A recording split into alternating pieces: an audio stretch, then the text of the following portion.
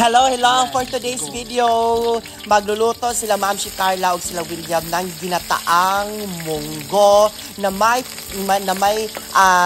bulad o tuyo na dilis siguro ang tawag doon, yung maliliit na bulad gani, maliliit na tuyo.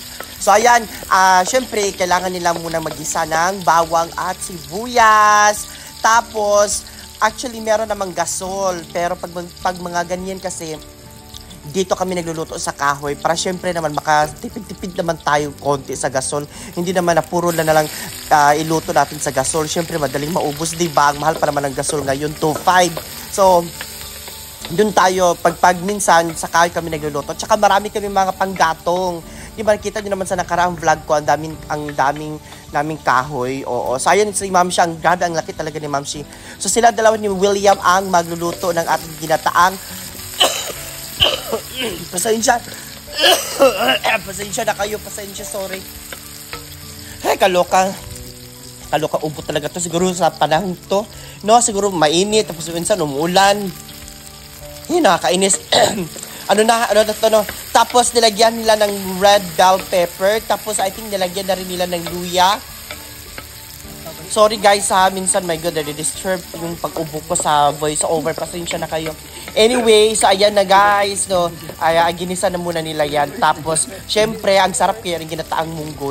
Oo, ayan na yung tuyo, yan ba yung dilis yata, yan, ewan ko anong tawag ng tuyo na yan, o comment down na lang. So, anyway, naisip ko magluto ng ginataang munggo kasi nga na-miss ko ang ginataang munggo. Tapos, alam niyo yung kompleto taga lahat ng gulay. Meron tayong talong, merong kalabasa, merong 5 fingers, merong kalamunggay, basta lahat-lahat. Tapos merong tanglad or lemongrass, lahat-lahat talaga guys.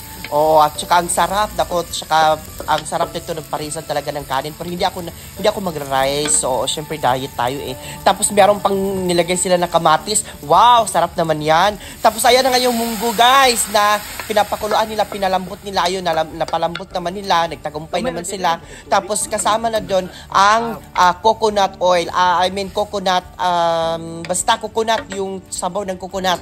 Yun yung pinakulo nila sa munggo, ang coconut.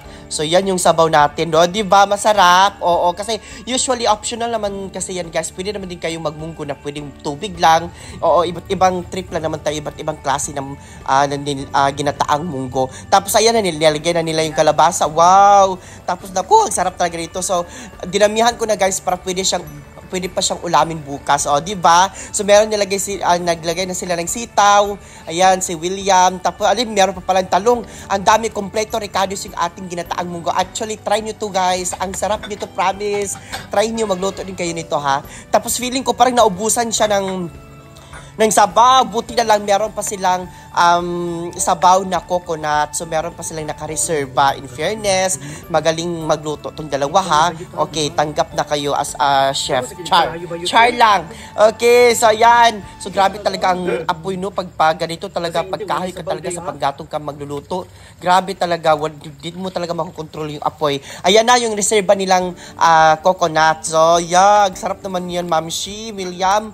Wow, thank you sa pagluto, Day. Ay, ang galing nyo talaga. Pwede na kayo magkasawa, Day. Kasi ang sarap nyo magluto, ang galing nyo magluto eh. Alam nyo lahat.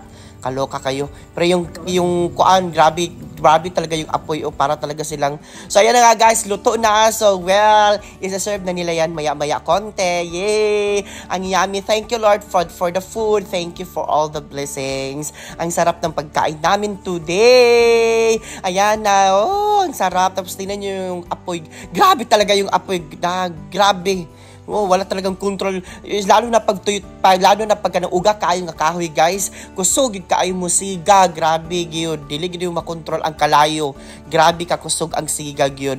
So ayun, tingnan nyo, yan yung panggatong namin. Ang dami namin panggatong, kaya pag wala talagang gasol, to the rescue agad ang panggatong. At least meron kaming panggatong, di ba? Hindi na kami problema. Kaya buti na lang meron kaming dirty kitchen. Oo, kasi kung walang gasol, meron naman kaming abuhan. Oo, abuhan sa Bisaya. May mga panggatong naman. So, anyway, that's all for today's video. Alam nyo, try nyo magluto din kayo yung ginataang munggo. Yung kompleto ricados talaga ng mga gulay. Thank you for watching. I love you.